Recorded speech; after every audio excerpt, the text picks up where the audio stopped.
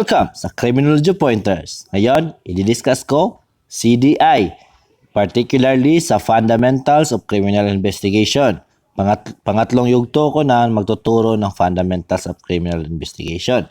At ang yugtong ito or ang part na ito is question approach pa rin at situational questions.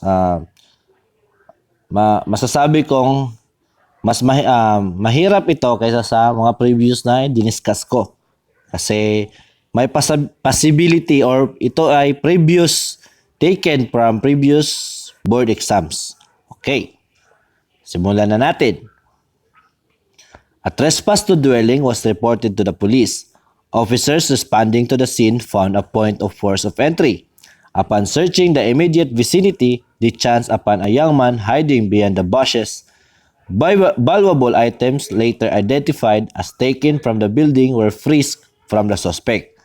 The recovered items are called A. Tracing evidence, B. Associative evidence, C. Circumstantial evidence, or D. Valuable evidence. Okay, process of elimination. Is it D the correct answer? Hindi. And go. Hindi pa rin yung circumstantial. Okay. Natitira na lang is tracing and associative evidence. Correct answer ay associative evidence. Why? Okay. I-discuss ko. Associative evidence. Okay. I-discuss ko later. Okay. Number 2. The incident of peeping Tom was reported to the police station. The officers responded to the call, found a man's wallet on the floor of the men's room. A records check on identification contained in the wallet revealed the identity of the suspect. Among the classes of physical evidence, the collected wallet is called A. Tracing evidence, B. Associative evidence, C. Circumstantial evidence, or D. Corpus delicti. Process of elimination. Ang correct answer ay tracing evidence. Okay. Corpus delicti is the body of the crime or fact or specific loss or injury sustained. It constitutes the essential parts or elements in the commission of the crime. Example, sa homicide, ang corpus delicti is ang dead body or ang weapon used to kill the victim. Sa robbery is ang things lost. Corpus delicti, nagpapatunay na nangyari ang isang krimen. So sa physical injuries, ano yung corpus delicti? Is yung mga injury na nasustain ng victim. Yun yung corpus delicti. So, corpus delicti comes in any form. So, magbabari na lang kung anong krimen yung ginawa. Okay. Associative evidence. These are the pieces of evidence that will link the suspect to the crime scene. The suspect may leave some clues at the scene such as weapons, tools, or garments. Associative evidence. Example, lost item from the scene, personal items left by the culprit. So, associative evidence. There are the pieces of evidence that will link. So, sa associative evidence, may suspect ka na. So, kailangan mo na yun na ebidensya para magpapatunay na nanggaling talaga yung suspect sa crime scene. Okay. Tracing evidence. Articles which assist the investigator in locating the criminals. Example, Latin prints. Anything subject for criminalistics. So, tracing evidence. Okay, locating the criminal. Helping the investigator to locate the criminal. Yan yung keyword niya.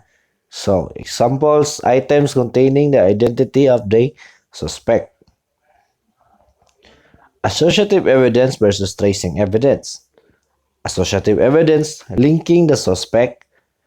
Tracing evidence, locating the suspect. So, associative evidence, may list na sila ng suspect or may particular na suspect na sila. May hinahinalang na silang tao na gumawa. While tracing evidence, ilolocate pa lang nila kung sino yung suspect. So, associative, meron ng suspect, while tracing is ilolocate or wala pa yung suspect. Hindi pa establish yung identity ng suspect. So, yan yon. Number 3, Patrolman Legaspi received a call about a shooting incident and quickly responded. Upon arriving at the scene, he saw a man with gunshot wound and asking for help. As the first officer in the scene, what is the task of Patrolman Legaspi? 1. Save and preserve life. 2. Prepare to take dying declaration of severely injured person if any. 3. Cordon the area. Is it A, 1 and 3, B, 1 and 2, C, all of the above, or D, 3 only? So, elimination. D is out and B is out. So, remaining is A and C. So, 1 and 3 or all of the above. Correct answer ay all of the above. Duty desk officer. Sige. Okay. Upon receipt of the crime incident. So, nakasunod-sunod na ito hanggang doon sa gagawin ng patrolman sa crime scene. So, duty of desk officer shall record the time it was reported, get the identity of the caller, get the place of incident, get the nature of incident, get the number of victims, record a brief synopsis of the incident, direct the nearest mobile car, beat patrollers, or the nearest police precinct to act as a first responder equipped with a police line to secure the place of incident and a camera, and inform the duty investigator at the crime scene. So, the first responder shall first, save and preserve life, provide emergency first aid for those injured at the scene, prepare to take dying declaration of severely injured person if any. D. Arrest, detain, and remove any suspect present if more than one, or isolate. Cordon the area to secure and preserve the crime scene. Prevent entry of persons into the cordoned area.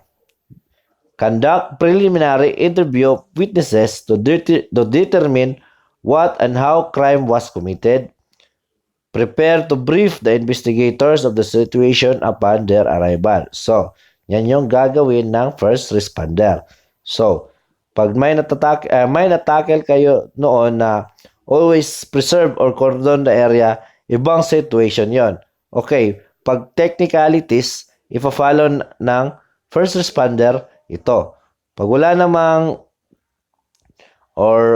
namang dapat is-preserve na, i-save or walang kukunin na dying declaration, okay, talaga ay kanang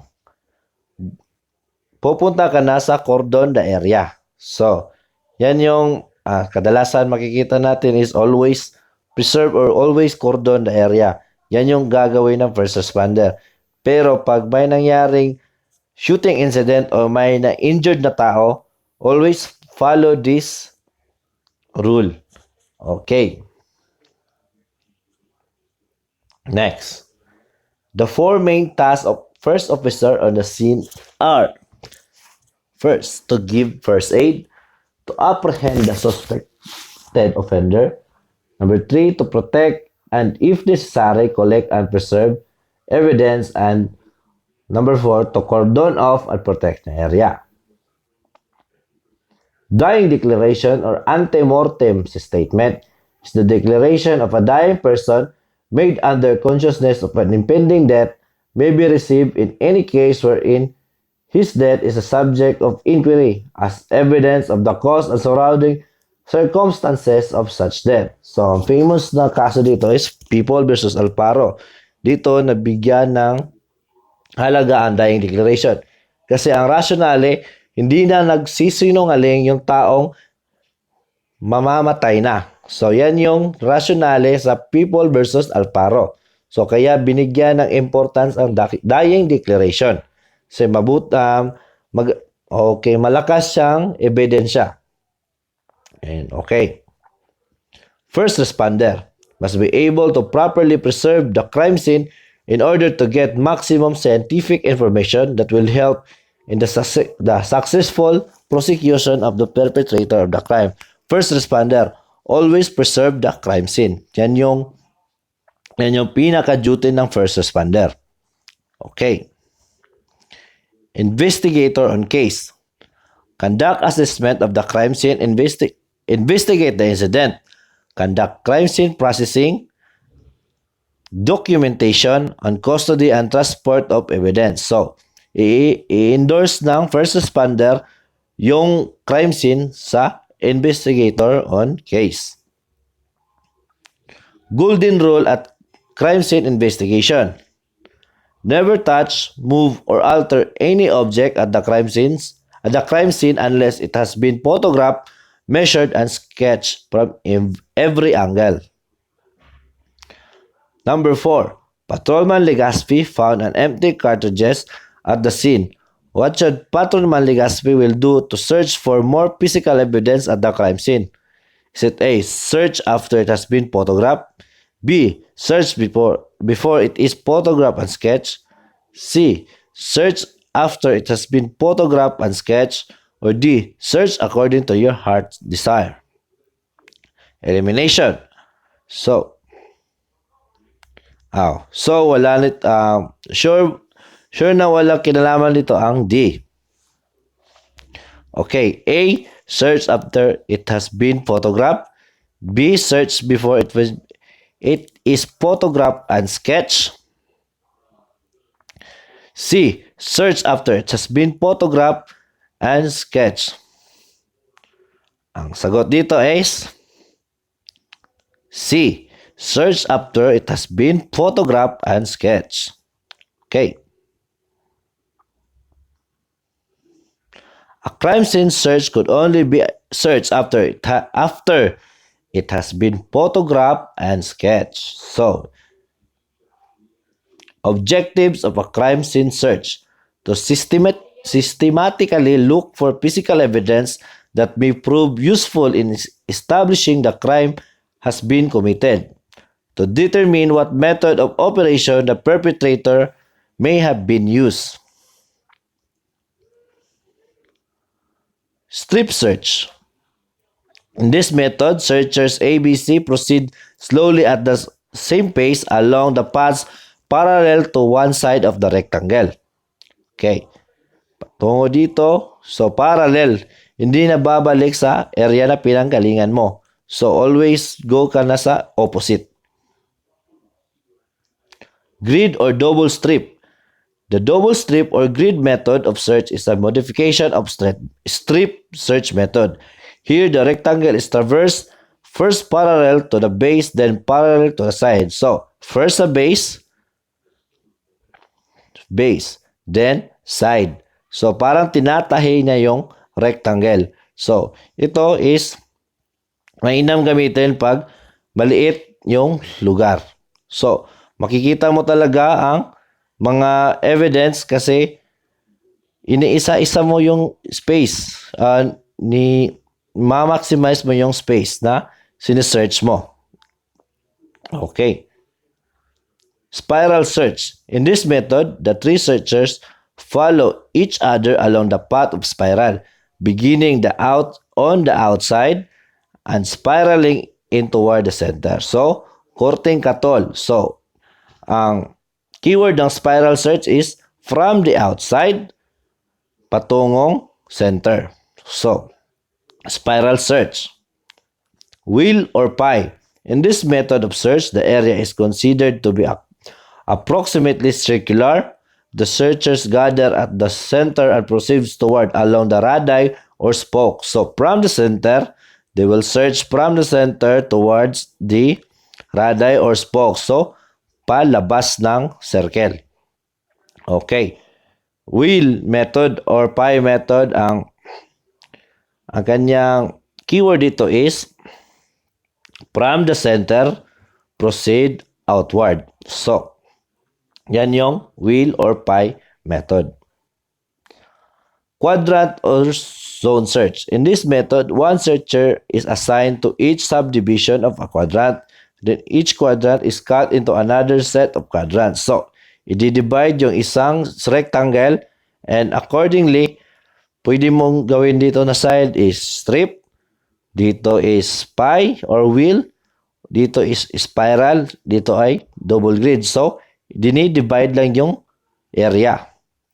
So, yan yung quadrant or zone search. Lookhard principle.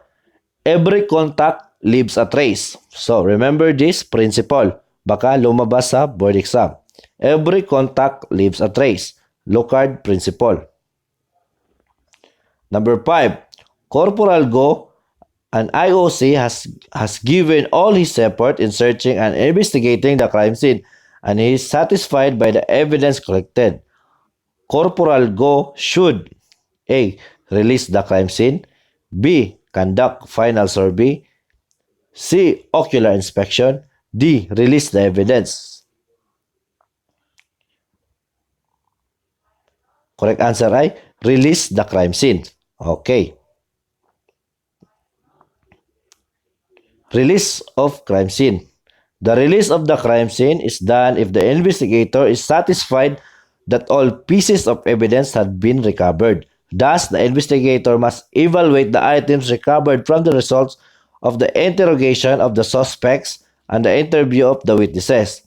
He must bear in mind that upon the formal release of the crime scene to the proper authority, the warrant is already required for his re-entry to the crime scene. So, importante dito is gawin mo yung crime scene search o processing ng crime scene once. Kasi pag babalik ka na doon, magre-require na ito ng warrant. So, time is valuable. So, if pwede, gawin mong mabuti yung trabaho or gawin mong isang beses lang yung pagpa-process ng crime scene para mas maganda yung result o makuha mo talaga fresh yung evidence. Okay. Procedure of the release of the crime scene. Paragraph A, ensure the appropriate inventory has been made. Release is accomplished only after completion of the final survey and proper documentation of evidence, witnesses, victims, and suspects. If the crime scene is within a private property, the same must be released to the lawful owner, witnessed by any barangay official.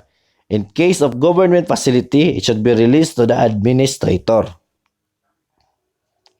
Okay, that sums up our review. So, maikli lang pero masustansya. Okay, good luck and God bless. Claim it, registered criminologist, and God bless us all. Thank you.